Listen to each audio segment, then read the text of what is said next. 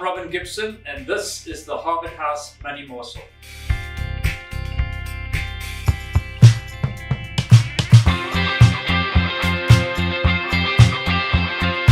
Welcome back to our 50th episode. As you can see, we've got some bubbly. It's non-alcoholic, so please don't worry. It's early in the morning. Welcome, Michael. Thank you for joining us. Morning, Robin. So just as a reminder, you need to like and subscribe. This is only available to people who are subscribers and who will share this video onto Facebook, and that's where we will make the selection of the winner for this lovely hamper for our 50th video. You may be hearing in the background the hum of our generator. I'm not sure if it's coming over the sound, but load shedding is a very, very topical subject. And Michael, we've seen that we're now in 5 and 6 on a regular basis, and we're getting all sorts of strange information out of Eskom. But how does this feed in? We've seen the Cape Municipality now has been given permission by Treasury to buy into the grid. How does this feed into how we see things? Yeah, interesting development yesterday or the day before, Robin, in terms of National Treasury, as you say, giving Cape Town Municipality permission to buy back from residents and commercial customers. So commercial customers, I think, will be able to do it by the middle of June or by the middle of the year. And that's sort of property owners, and then residential will be sort of towards the end of the year. So there's a little bit of admin that still has to happen to actually give effect to that. But yeah, Robin, I think it's really just a signal of, I actually don't think it's going to make that much difference on the ground to how much electricity Cape Town gets and whether they suffer or they reduce the stage of load shedding or not. It doesn't sound like it's going to be that much, but I think it's another step, a very intentional step on the path to reform and the path to harnessing essentially individual sort of solar power. You know, so in the short term, it might not make a big difference, but if people then embrace solar power and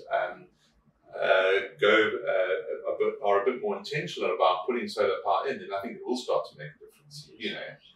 So, but Michael, I mean, one of the things we've seen, we saw the DA yesterday do a march to Lutuli House, saying, you know, the ANC is the problem. And those of you who saw Zabiro's cartoon, which was a picture of Ramaphosa with an X-ray that he's got no spine. I mean, one of the things that's frustrated South Africans is just this lack of making a decision. Is this kind of forcing a hand? Is that what we're seeing here? Yeah, I think so, Robin. I think it's interesting that it's come from National Treasury and not from Minister of Energy, you know, or Minerals and Energy. I think that's quite significant. And I think really the reason why it came from National Treasury is because it's almost a competition issue, you know. You're going to procure power, but you're not going to seek a competitive tender or something like that. So in terms of the sort of municipal finance regulations, I think that's why it had to come from National Treasury. But I think it's a pragmatic approach. And I think where it will have a big difference is actually on the property companies, because they can obviously, a lot of them have been proactive in putting up solar at office parks or shopping centres, and quite a lot of that power is for their own use. But if they can start feeding that back in, it really opens up another revenue stream for them and starts to reduce that operating cost of running your property. So I think for the property companies themselves, this is a big opportunity to claw back some margin that's been lost over the last 5 years, you know. And I think what Cape Town does or how they proceed is going to be watched very closely by other municipalities and followed suit. I don't think, having granted Cape Town that right, that you can now deny any other municipality that same right, because obviously then it's going to end up in court very quickly. You know? Yeah. I see that yesterday the Kapal ships from Turkey came back onto the equation. They're talking maybe a 10-year rather than a 20-year lease on that. And do you think we're going to see a ship in one of our harbours pumping power into the system? Do you think...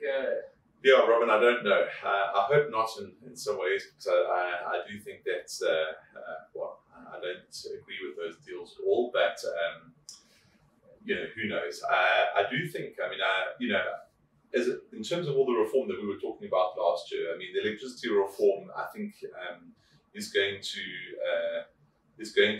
accelerate again this year, because, I mean, even this morning, the news, the headline in Business Day is really about the ANC dropping down to sort of 40%. And people, you know, if you think about past elections, The ANC has got less of the vote, but it's almost been a stay away. People haven't gone to vote. That attitude seems to be changing, and people are not actively just staying away. They're actively voting for another party, because the tolerance for load shedding has just waned completely. So if the ANC doesn't get their act together, so I think that we're going to see increasing reform. I think there's a chance. I mean, this is speculation, of course, but there's a cabinet reshuffle this weekend, and that Gwedi and Tash gets moved out of energy just onto the mineral side. And I think that would be a huge vote of, I think that would maybe put one vertebra back in the spine of Ramaphosa, if you want to use that analogy. So I mean, I think there's lots of things happening. In the meanwhile, I think South Africans are just getting on and making a plan. And actually, I think short term, it can be a huge drain on the economy. Obviously, we see how many jobs are being lost. We see how businesses are under strain. You look at even big businesses releasing trading updates at the moment, and some of the farming sector just absolutely at their wits' end with, milk being poured away, chickens being slaughtered, all those kind of things, and these things are going to have knock-on effects. But ultimately, the private sector is just going to increasingly start to make a plan, So I think those companies that are in that sort of sector that's helping to provide solutions are going to be well placed. I mean, in terms of residential solar, and listen, there's 1 million people out there are suddenly doing residential solar. And I think you've got to be quite careful about what you buy and what you don't buy, But someone said the other day they've likened it to the new gold rush. I mean, it's the most lucrative industry in South Africa at the moment.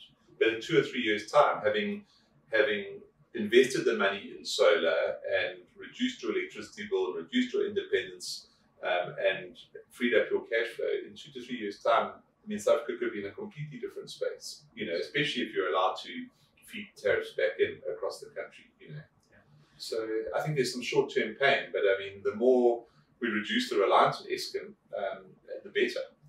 Awesome. Well, we continue, and the team, we were in our investment meeting yesterday, continue to look for opportunities of those who are going to win out of circumstances in South Africa. Michael, thank you for joining us.